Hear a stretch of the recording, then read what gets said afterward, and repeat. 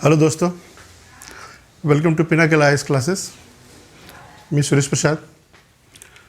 दोस्तों, आज मैं शुरू करने जा रहा हूँ जेपीसी की तैयारी के लिए, है ना। जो क्लास लेना शुरू कर रहा हूँ मैं जेपीसी की तैयारी के लिए। तो जेपीसी ये जो क्लास होगा प्री कम मेंस होगा, है ना। इसमें पीटी की पढ़ाई भी होगी और मेंस की भी पढ़ाई होगी साथ में। इकट्ठा इंटीग्रेटेड स्टडी चलेगी, बिल्कुल कंबाइंड स्टडी चलेगी। क्योंकि आप ओवरलैपिंग है सिलेबस में, तो आप उसको सेपरेट नहीं कर सकते, है ना। जैसे आज मैं ज्योग्राफी शुरू कर रहा हूँ, है ना, तो ज्योग्राफी प्री और मेंस दोनों पढ़ाऊँगा मैं। तो देखिए, जो हमारा ज्योग्राफी का है उसमें सिलेबस जो है, तो ये भारत का भूगोल है।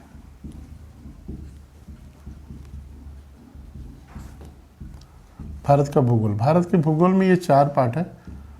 पहला है सामान्य भूगोल, सामान्य भूगोल। दूसरा है भौतिक भूगोल,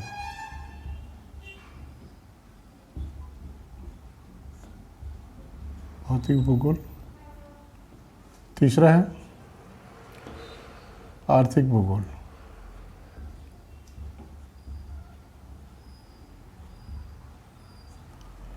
और चौथा है सामाजिक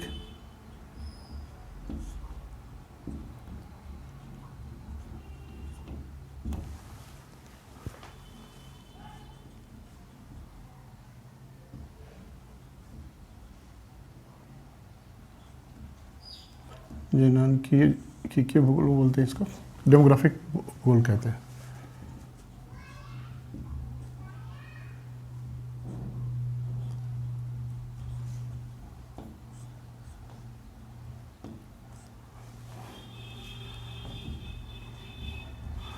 भूगोल ये 4 भूगोल है ना, सामान्य भूगोल, भौतिक भूगोल, आर्थिक भूगोल, सामाजिक और जनसांख्यिकीय भूगोल, है ना। तो देखिए 4 पार्टों में जो है ये प्री का सिलेबस आपका भारत का भूगोल का। इसमें 10 क्वेश्चन आते हैं, 10 क्वेश्चन आते हैं। इसमें 3 क्वेश्चन यहाँ से, 3 क्वेश्चन यहाँ से, 2 क्वेश्चन यहाँ से और 2 क्वेश्चन यहाँ से, है ना। तो ये 10 क्वेश्चन आते हैं टोटल भारत के भूगोल से। तो देखिए, आज हम स्टार्ट करने जा रहे हैं सामान्य भूगोल। सामान्य भूगोल जो है आपका, यहाँ से 3 प्रश्न आते हैं। तो सामान्य भूगोल हम स्टार्ट करेंगे, फिर हम भौतिक भूगोल आएंगे। तो भौतिक भूगोल में जैसे ही हम जो भौगोलिक संरचना भारत का भौगोलिक, ये मैं यदि क्लास लेता हूँ भारत के भौगोलिक संरचना का, फिजिकल डिवीजन ऑफ इंडिया की, है ना, और जियोलॉजिकल स्ट्रक्चर की, सबसे पहला आर्टिकल होगा जियोलॉजिकल स्ट्रक्चर। तो जियोलॉजिकल स्ट्रक्चर का जैसे मैं क्लास लेता हूँ भौतिक भूगोल के अंतर्गत, है ना, तो वहाँ से हमारी पढ़ाई पीटी और मेंस की दोनों कंबाइंड शुरू हो जाएगी। क्योंकि वहाँ से सिलेबस आपका जो है भारत का जो भौतिक भूगोल है उसमें भारत की भौगोलिक संरचना, भारत का भौतिक विभाजन, है ना, तो ये चीज़ें जो है वहाँ से शुरू हो जाएंगी। तो मैं जो प्री का जो पैकेज है, जो प्री का जो सिलेबस, उसको तो मैं कवर करूँगा, साथ में मेंस का भी कवर करूँगा मैं, है ना। तो चलिए आज स्टार्ट करते हैं सामान्य भूगोल। सामान्य भूगोल में देखिए, सबसे पहले हम भारत एक परिचय करते हैं, है ना, इंडिया एन इंट्रोडक्शन। देखिए, सबसे पहले हम जब भारत की बात करते हैं तो भारत के नामकरण की बात करते हैं, है ना, कि भारत बहुत नामों से पुकारा जाता है।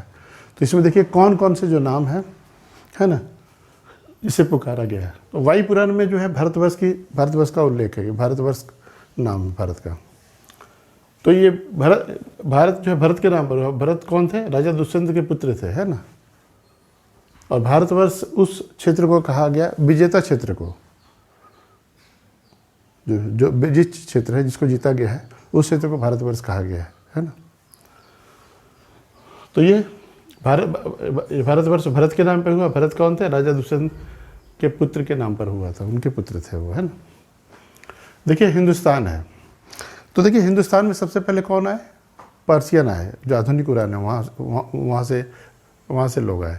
तो पर्शियन लोग जो है सबसे पहले सिंधु घाटी में आए। सिंधु घाटी में आए तो इन्होंने सिंधु को जो है हिंदू कहा, सिंधु को हिंदू कहा, और सिंधु को इस पर रहने वाले को क्या, क्षेत्र को, पूरे क्षेत्र को क्या, हिंदुस्तान कहा। हिंदुस्तान मतलब हिंदुओं का देश, ऐसा कहा उन्होंने। उसके बाद ये देखिए आर्य है। आर्य जो है नॉर्थ वेस्ट जो पार्ट से भारत में आए, है ना, पाकिस्तान अफगानिस्तान से होते हुए भारत सेंट्रल एशिया से आए, जैसा विद्वान कहते हैं, और जो सर्वमान्य जो बात है यही बात है। तो आर्य जो है भारत के जो खासकर नॉर्थ इंडिया में जब आए तो आगमन के साथ जो है कबीले के रूप में हमेशा आए, झुंड में आए। तो इनके कबीले जो है नॉर्थ इंडिया के जो है अलग अलग भाग में जो है ये अधिवासित हो गए, बस गए।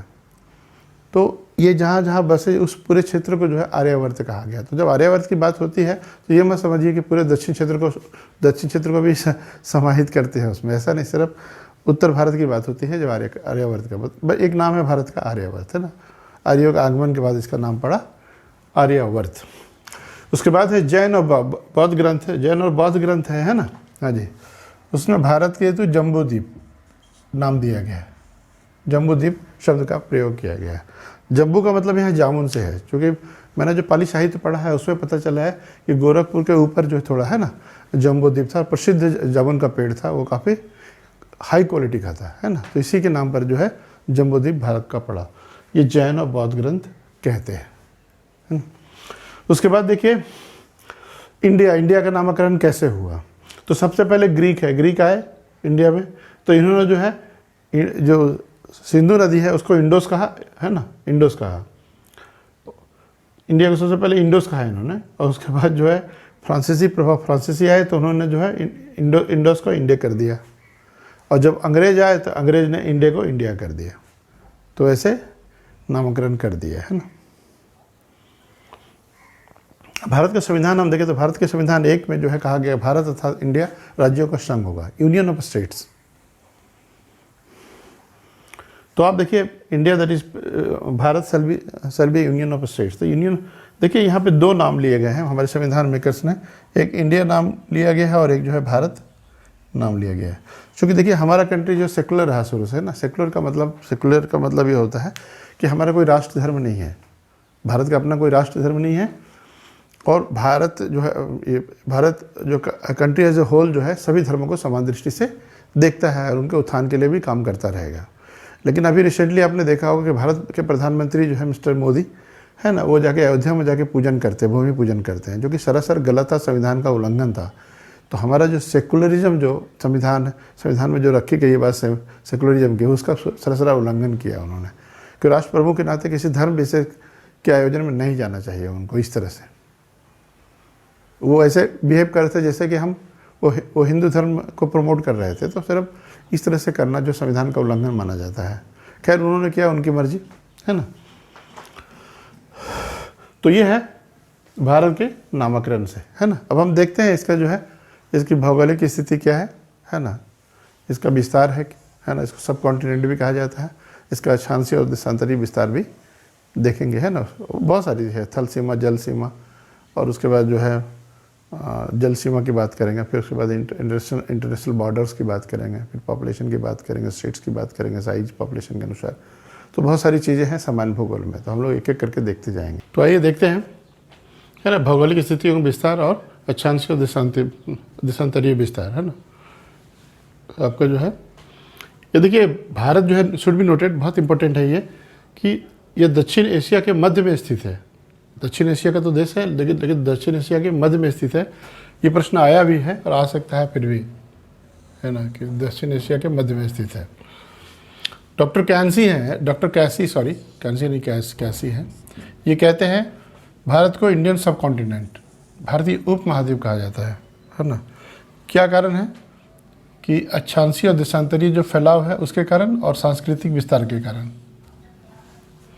तो ये देखिए अक्षांशीय देशांतरीय फैलाव तो है 29-30, कोई 30 बोलते हैं, रफली 30 बोलते हैं, 29 पॉइंट समथिंग है ना। तो 30 कुछ बोल देते हैं, कोई 29 डिग्री बोलते हैं।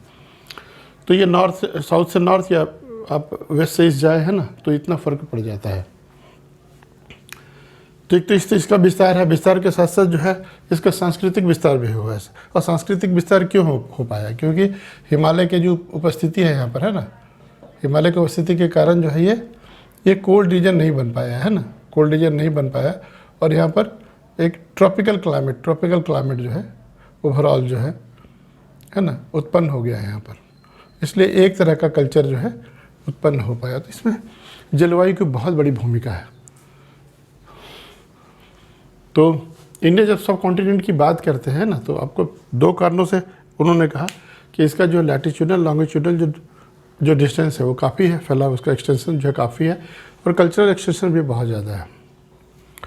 तभी तो देखिए भारत और पाकिस्तान की जब बात होती है तो लोग पाकिस्तान में भी वही कल्चर है जो हमारा कल्चर है।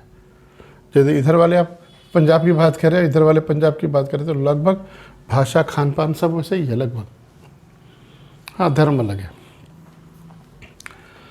तो जब इंडियन सब कॉन्टिनेंट की बात होती है तो इसमें देखिए इंडिया, और इसमें देखिए ये नेपाल है, यहाँ पर ये देखिए पाकिस्तान है, यहाँ पर भूटान है, भूटान,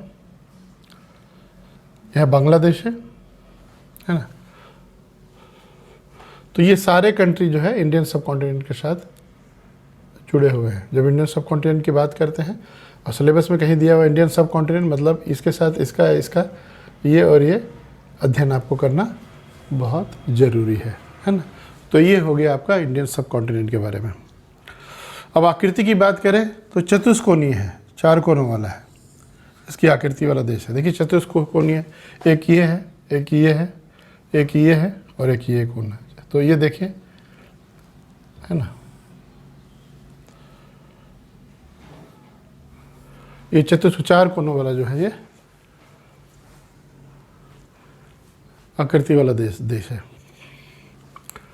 इसके पूर्व में जो है, अब देखिए इसके क्या है कि इसके उत्तर में कौन है, नेपाल है और चीन है ना, और भूटान है।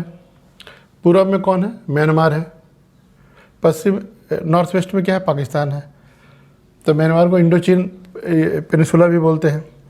और यहाँ है अरब पेनिसुला, तो इसके पश्चिम में अरब पेनिसुला हो गया। इसके साउथ ईस्ट में ये बंगाल की खाड़ी, और इसके साउथ वेस्ट में हो गया अरब सागर। ये देखिए श्रीलंका है, श्रीलंका के द्वारा जो है 2 जो स्टेट है, पाक स्टेट और मन्नार की खाड़ी है ना, बे ऑफ मन्नार। तो इन दोनों ये इसके कारण जल डमरूमध्य के कारण है ना, और खाड़ी के कारण श्रीलंका जो है भारत से अलग होता है। तो देखिए इस यहाँ देखिए श्रीलंका और यहाँ भारत के साथ में क्या है, ये पाक जल है, पाक स्टेट है ना। और ये देखिए यहाँ पर मन्नार की खाड़ी है। ये देखिए यहाँ पर एक आइलैंड है, यहाँ पर गोल जैसा है ना, यहाँ से मेन लैंड से यहाँ पर एक पुल बना हुआ है, इसको पंबन ब्रिज बोलते हैं। और ये आइलैंड है, इसको रामेश्वरम आइलैंड बोलते हैं, है ना। तो कभी आपको जाने का मौका मिला तो देखिए समुद्र में इन्होंने रेल ये ट्रैक बनाया है, रेलवे ट्रैक, और ट्रेन जाती है और आती है वहाँ से रामेश्वरम से, है ना। तो ये देखिए आता है प्रश्न कि रामेश्वरम कहाँ है, तो पंबन आइलैंड पर है ना। हाँ जी, रामेश्वरम ये है, हाँ। और ये देखिए ब्रिज क्या है, पंबन ब्रिज है ना। तो ये है भारत का लोकेशन और उसके आसपास जो है, आसपास के जो कंट्री है जो उपस्थित है ना।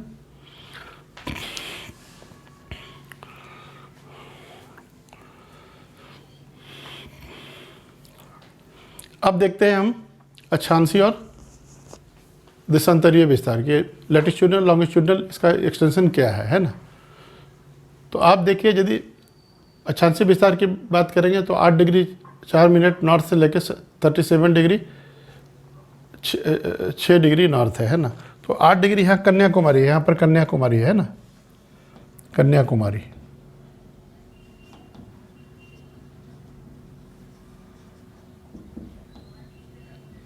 कन्याकुमारी है, तो कन्याकुमारी है 8 डिग्री 4 मिनट पर नॉर्थ लैटिट्यूड। और यहाँ पर देखिए आप, यहाँ पर 37 डिग्री 6 मिनट नॉर्थ लैटिट्यूड। तो यहाँ से यहाँ तक के विस्तार को दिखा रहा है। और हमारा जो है देशांतरीय जो विस्तार है, यहाँ गुजरात से लेकर अरुणाचल तक है ना। तो लगभग 29 से 30 डिग्री का देशांतर का फर्क है यहाँ पर। तो देखिए यदि इसको 30 को यदि आप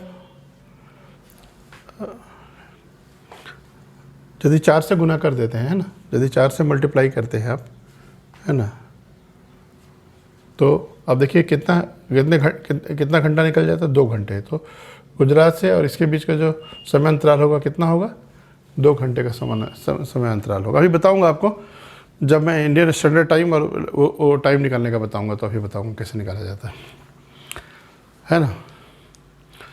तो देखिए अक्षांशीय देशांतरीय विस्तार की बात हम करें तो अक्षांशीय दृष्टि से भारत जो है उत्तरी गोलार्ध का देश है ना। अब देखिए भारत है, अब देखिए भारत की पोजीशन है ना। हाँ जी, हाँ जी, सॉरी रब बनाया, अच्छा से नहीं बनाया हुआ है ना। ये भारत पोजीशन है। तो देखिए इक्वेटर कहाँ यहाँ से जा रहा है 0 डिग्री इक्वेटर। जो इक्वेटर के जो नॉर्थ में जो देश हैं ये पार्ट क्या है, ये उत्तरी गोलार्ध है और ये क्या है, दक्षिणी गोलार्ध है ना। तो भारत चूँकि अक्षांश की दृष्टि से देखेंगे तो ये इक्वेटर के नॉर्थ पड़ता है, इसलिए इसको उत्तरी गोलार्ध में कहते हैं, है ना।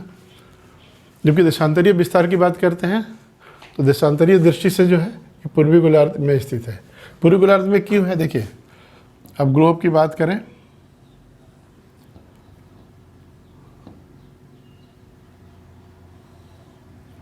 तो ये मान लीजिए 0 डिग्री है, 0 डिग्री देशांतर है, लॉन्गिट्यूड है ना। तो भारत इसके जो है यहाँ पर पड़ता है, ठीक है। हाँ जी, तो यहाँ पर इसकी पोजीशन है, तो ये पूर्व में पड़ता है। तो ये पूर्वी गोलार्ध हो गया और ये पश्चिमी गोलार्ध हो गया। चूँकि भारत की स्थिति पूर्व में है, इसके पूर्व में है ना। 82.82 डिग्री है ना, इसे पूर्व में है ना। तो इसलिए जो है ये पूर्वी गोलार्ध में है। तो जब हम देशांतरीय दृष्टि से बात करते हैं तो भारत पूर्वी गोलार्ध में हो जाता है, और जब अक्षांशीय विस्तार की दृष्टि से बोलते हैं तो भारत जो है उत्तरी गोलार्ध का देश हो जाता है। शुड बी नोटेड, है ना। हाँ जी,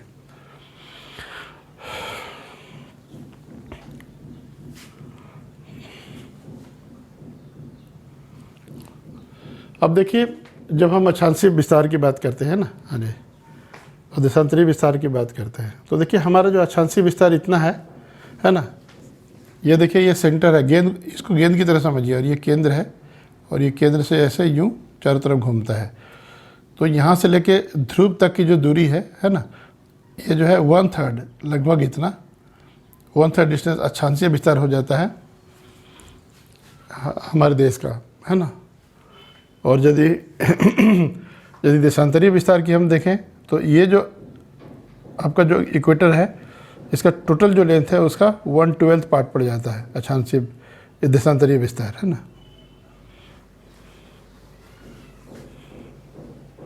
एक चीज़ और आपको समझने की बात है, जब दिन रात में जो है अधिकतम जो है अंतर है ना, वो भारत की जो उत्तरतम सीमा है यहाँ पर दिन रात में अधिकतम अंतर कितना होता है, 5 घंटे का, है ना। और यहाँ पर दक्षिणतम बिंदु में यहाँ पर जो है दिनों रात के जो घंटे होते हैं उसका जो है मैक्सिमम अंतर कितना होता है, ओनली 45 मिनट्स।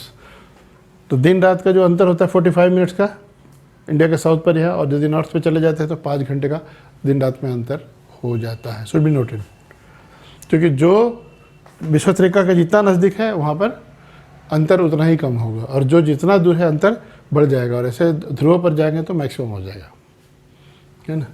तो ये चीज़ है। अब देखिए इसके जो अक्षांशीय विस्तार है ना, 6 डिग्री 4 मिनट है। 6 डिग्री 4 मिनट से हमने लिया है। 6 डिग्री जो है आपका जो इंदिरा पॉइंट है जो ग्रेट निकोबार आइलैंड है ना, जो ग्रेट निकोबार आइलैंड है ना, वहाँ से हम लोग काउंट करते हैं। तो यदि हम वहाँ से भी काउंट करें 6 डिग्री 4 मिनट से, या हम इसको 8 डिग्री 4 मिनट चलते हैं ना, हाँ जी, तो 8 डिग्री 4 मिनट से हम कैलकुलेट करते हैं, है ना, कन्याकुमारी से कैलकुलेट करते हैं, है ना। तो ये जो है दूरी जो है 3214 किलोमीटर हो जाती है उत्तर से दक्षिण दूरी, और पूरब से पश्चिम जो दूरी होती है ये 2999 हो जाती है, 93 हो जाती है ना। अब इन दोनों का जो डिफरेंस है कितना है, 281 किलोमीटर। ये प्रश्न आता है लैटिट्यूडनल एक्सटेंस के बारे में आता है और लॉन्गिट्यूडनल एक्सटेंशन के बारे में भी आता है, और इन दोनों का अंतर एक बार प्रश्न आ भी चुका है, और ये राजस्थान में शायद आया था, मैंने जो क्वेश्चन बैंक देखा है ये राजस्थान में आया हुआ है। 241 किलोमीटर के दोनों के बीच में लैटिट्यूडनल लॉन्गिट्यूडनल जो विस्तार है इंडिया का, तो दोनों का फ़र्क कितना है, तो फ़र्क मात्र 281 किलोमीटर है, और ये आपको सोचना चाहिए, समझना, नोट करने वाली बात है ना। हाँ जी। अब देखिए कि हम देखते हैं कि अब भारत का विश्व में जो है भारत का क्षेत्रफल टूल की कितना हुआ, है ना।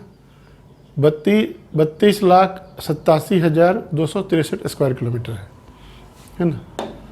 और विश्व का जो टोटल जो भौगोलिक क्षेत्र है उसका इसका 2.4% जो है भारत का क्षेत्रफल है ना, 2.4%। लेकिन जब जनसंख्या की दृष्टि से देखते हैं तो भारत का कंट्रीब्यूशन वर्ल्ड में कितना हो जाता है, 17.5%। पूरे वर्ल्ड पॉपुलेशन का 17.5% भारत में लोग रहते हैं। तो जनसंख्या की दृष्टि से चाइना जो है पहले स्थान पे आता है और भारत जो है दूसरे स्थान पर आता है ना। और भारत जो है विश्व में जो है 7वां स्थान रखता है क्षेत्रफल की हम बात करें। तो आइए देखते हैं कौन से 6 बड़े देश है भारत से, है ना। तो ये है आपका रूस है जो सबसे बड़ा देश है। देखिए समझने में आपको समझना बहुत आसान है। एक तरफ रसिया इधर है तो इधर कनाडा है, इधर चाइना है तो उधर यूएस है ना। तो ये 4 तो बड़े आपको समझ में आ गए। फिर उसके बाद देखिए ब्राज़ील है, फिर ऑस्ट्रेलिया है, फिर इंडिया है। तो याद करने के बहुत आसान तरीके हैं ये। तो पहला है रूस 170.7 स्क्वायर किलोमीटर के साथ, कनाडा है फिर 99.23 स्क्वायर किलोमीटर, चाइना जो है 95.9 और यूएस जो है 93.7, ब्राज़ील जो है 85.1 और ऑस्ट्रेलिया 76.8 और इंडिया 32.8 स्क्वायर किलोमीटर है साइज में, है ना। तो विश्व के जो है 6 बड़े देश है और भारत की पोजीशन है 7वें देश के रूप में, है ना। तो चलिए हम लोग आगे देखते हैं। तो आइए देखते हैं भारत का जो भूगोल है उसके बारे में, उसके जो सामान्य जो भूगोल है उसके बारे में पढ़ते हैं। देखते हैं कर्क रेखा के बारे में पढ़ते हैं। कर्क रेखा के बारे में आपने सुना होगा कि कर्क रेखा जो भारत के बीचों बीच गुजरती है, बीचों बीच जो है मध्य से होकर गुजरती है और ये 8 राज्यों से होकर गुजरती है, 8 राज्यों से। देखिए राज्यों की जब हम बात करते हैं ये गुजरात है, राजस्थान है, मध्य प्रदेश है, छत्तीसगढ़ है, झारखंड है, पश्चिम बंगाल है, त्रिपुरा है और मिजोरम है। ये त्रिपुरा है, मिजोरम है, पश्चिम बंगाल है, झारखंड है ना, फिर छत्तीसगढ़ है, फिर ये आपका मध्य प्रदेश है, फिर आपका यहाँ पर पड़ जाता है राजस्थान और फिर उसके बाद गुजरात, है ना। तो 8 स्टेटों से ये कर्क रेखा जो होकर गुजरती है ना। और कर्क रेखा चूँकि देखिए इसके बीचों बीच होकर गुजरती है, कर्क रेखा पर खासकर गर्मियों के दिन में आपने देखा होगा, आपने अनुभव भी किया होगा कि मार्च ऑनवर्ड्स जो है ना, 6 महीने के लिए आप देखे होंगे कि सूर्य की किरण यहाँ सीधी पड़ती है। सीधी पड़ने के कारण यहाँ गर्मी बहुत ज़्यादा उत्पन्न होती है इस लाइन में, है ना। तो चूँकि हिमालय की उपस्थिति और कर्क रेखा की उपस्थिति है, दोनों के कारण जो है भारत का जो क्लाइमेट है कैसा हो जाता है, ट्रॉपिकल क्लाइमेट, है ना, जिसको उष्ण जलवायु बोलते हैं, है ना। तो ये है कर्क रेखा और ये 8 राज्यों से होकर गुजरती है। आपको याद होना चाहिए इसका क्रम कभी भी पूरब से पश्चिम या पश्चिम से पूरब पूछ सकते हैं, याद कर लीजिए। अच्छा है, गुजरात है, फिर राजस्थान है, फिर मध्य प्रदेश है, फिर छत्तीसगढ़ है, फिर झारखंड है, फिर उसके बाद पश्चिम बंगाल है, फिर त्रिपुरा है और फिर मिजोरम है ना। तो ये आपको अच्छा से ज्ञान होना चाहिए और भूलना नहीं चाहिए इसको। आप देखेंगे बार बार तो मैप में खासकर देखेंगे, एटलस में देखेंगे तो आपको याद हो जाएगा, है ना। हाँ जी। और एटलस जब देखेंगे तो गौर करेंगे कि किस स्टेट के किस डिस्ट्रिक्ट से किस जिले से होकर गुजर रही है, ये भी कभी कभी पूछ देता है ना। अब हम देखते हैं भारत के मानक समय के इंडियन स्टैंडर्ड टाइम के बारे में, है ना। भारत का जो इंडियन स्टैंडर्ड टाइम है वो कितना है, 82.5 डिग्री ईस्ट देशांतर, पूर्वी देशांतर है ना। तो जो GMT ग्रीनविच मीन टाइम है जो आपका, देखिए GMT तो 0 डिग्री मीन टाइम, 0 डिग्री है ना, देशांतर है। और ये यहाँ से 82.5 डिग्री ईस्ट लॉन्गिट्यूड, इसको देशांतर बोलते हैं, यहाँ पर है। अब देखिए किसी भी देश का जो मानक देशांतर है, जिसको मानक समय बोलते हैं ना, इसको दूसरे शब्दों में यमोत्तर भी बोलते हैं, का चुनाव जो है हमेशा 7.5 डिग्री है ना, 7 डिग्री 30 मिनट देशांतर के गुणक के साथ देश के मध्य से गुजरने की शर्तों पर किया जाता है ना। एक तो वो रेखा देश की मध्य से गुजरना चाहिए और दूसरी बात है कि उसका जो चुनाव हम 7.5 के गुणक के साथ, उसके मल्टीपल के साथ हम करेंगे, है ना। अब देखिए हमारा 82.5 पे 7 का गुणक है कि नहीं, है ना। 7 का गुणक, 7 के साथ 82 को डिवाइड कीजिए, डिवाइड हो जाएगा, है ना। तो देखिए जब अब इसको हम कैसे निकालते हैं बेसिकली, है ना। ये इंडियन स्टैंडर्ड टाइम जो है ना, ये जो है मानक समय जो है, ये देखिए पहले जो है पृथ्वी जो है 24 घंटे में जो है 24 घंटे में कितना चक्कर लगाती है, 360 डिग्री। तो 1 घंटे में कितना निकालेगी, 360 को 24 से गुना कीजिए, डिवाइड कीजिए तो 15 आ जाएगा, है ना। 15 डिग्री जो है 1 घंटे में मूव करती है पृथ्वी, है ना। अब इसको मिनट में हम देखेंगे, मिनट में यदि हम निकालें, है ना, तो 60/15 ये हो जाता है हमें 4 मिनट। ये 4 मिनट देता है, मतलब एक देशांतर जो है आपका 4 मिनट जो है टाइम कंज्यूम करता है। 4 मिनट में एक देशांतर मूव कर जाती है पृथ्वी अपने एक्सिस पे, है ना, एक जगह से दूसरी जगह। तो आप देखिए जब हम अरुणाचल की बात करते हैं और गुजरात की बात करते हैं तो दोनों के बीच का अंतर कितना है, देशांतरीय अंतर कितना है, 30 डिग्री लगभग। अब 30 डिग्री को इस 4 से हम मल्टीपल कर देते हैं, 4 मिनट से कर देते हैं, तो टोटल कितना टाइम होता है, 120 मिनट। इसका मतलब 2 घंटे।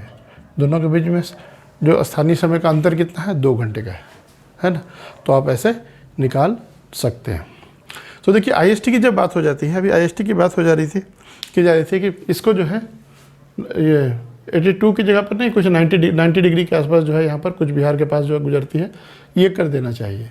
ये कर देने से क्या है, साउदर्न इंडियन जो स्टेट्स हैं उनकी एनर्जी सेव होगी। कैसे होगी मैं पढ़ा नहीं, बस मैं इतना ही पढ़ा हूँ, है ना, कि इसको इस यदि हम मूव करते हैं, है ना, तो ऐसी स्थिति में 90 डिग्री पे चली जाती है ये। तो ऐसी स्थिति में जो साउदर्न स्टेट्स है उनके बिजली के कंजम्पशन में फ़ायदा होगा, है ना।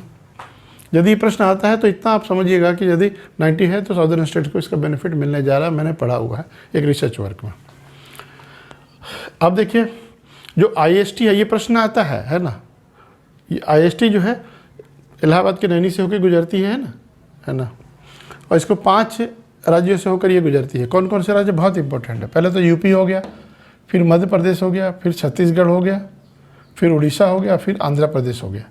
तो ये 5 स्टेट से होकर गुजरती है, उत्तर प्रदेश, मध्य प्रदेश, छत्तीसगढ़, उड़ीसा और आंध्र प्रदेश। ये जैसे ये देखिए 82.5 आपका है, ½ डिग्री ईस्ट देशांतर है जो आपका इंडियन स्टैंडर्ड टाइम IST है ना। तो ये देखिए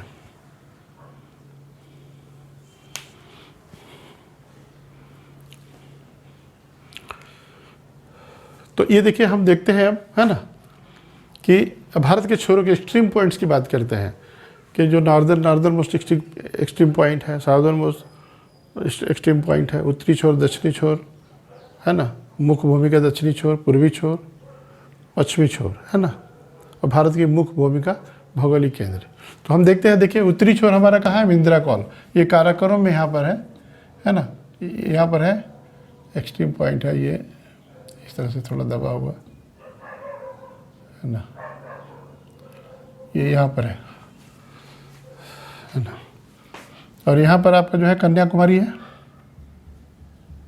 कन्याकुमारी ये मुख्य भूमि का दक्षिणी, और यहाँ पर जो है आपका देख लीजिए, यहाँ पर आपका ये है क्या बोलते हैं, ग्रेट निकोबार है ना, यहाँ पर आपका है इंदिरा पॉइंट जो दक्षिणी छोर है भारत का, एक्सट्रीम साउदर्न मोस्ट पॉइंट है ना। तो देखिए उत्तरी छोर इंदिरा कॉल हो गया, दक्षिणी छोर आपका कन्याकुमारी हो गया, ये दक्षिणी छोर आपका ये इंदिरा पॉइंट हो गया और मुख्य भूमि का कन्याकुमारी हो गया। पूर्वी छोर है वालांगू हो गया, देखिए यहाँ पर है वालांगू, अरुणाचल प्रदेश में है वालांगू। उसके बाद पश्चिमी जो राजहर क्रीक है, ये राजहर क्रीक यहाँ पर है ना, हाँ जी, ये यहाँ पर है, ये इसका यहाँ पर है, ये इधर है ना, ये इधर ही है राजहर क्रीक, इंडिया और पाकिस्तान के बीच में।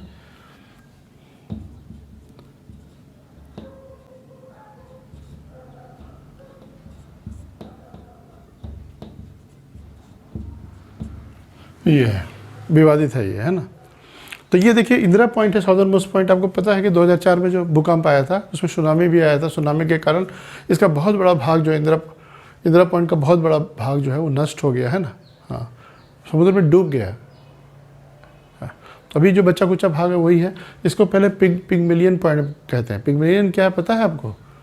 ये पिग्मेलियन एक बुक है, उपन्यास है, जॉर्ज बेर्नार्ड शॉ ने लिखा था। इसी पर उनको नोबेल प्राइज़ मिला था, है ना। तो इसको पिग्मेलियन पॉइंट पूर्व का नाम है, या फिर पार्सन्स पॉइंट भी बोलते हैं, है ना। तो ये गौर कीजिएगा आप कि जॉर्ज बेर्नार्ड शॉ है, उनकी एक उपन्यास है, उसके ऊपर उनको नोबेल मिला था। और उसी के नाम पर इंदिरा पॉइंट का पहले नाम था, पूर्व नाम क्या था? Pygmalion point. अभी उसका इंदिरा पॉइंट नाम है ना। तो ये उसके बाद देखिए भारत की जो मुख्य भूमि है, भारत की मुख्य भूमि का देखिए जो केंद्र है ना, आज जो केंद्र है वो नागपुर है। भौगोलिक केंद्र जो है, जोग्राफिकल सेंटर जो है भारत का क्या है? नागपुर है ना। तो ये भारत के एक्सट्रीम पॉइंट्स की जानकारी मिल गई है ना। तो आज का क्लास बस इतना ही, है ना। देखिए अच्छा लगे तो इसको आप लाइक कीजिए, शेयर कीजिए, सब्सक्राइब कीजिए और बेल आइकन को प्रेस कीजिए। That's all.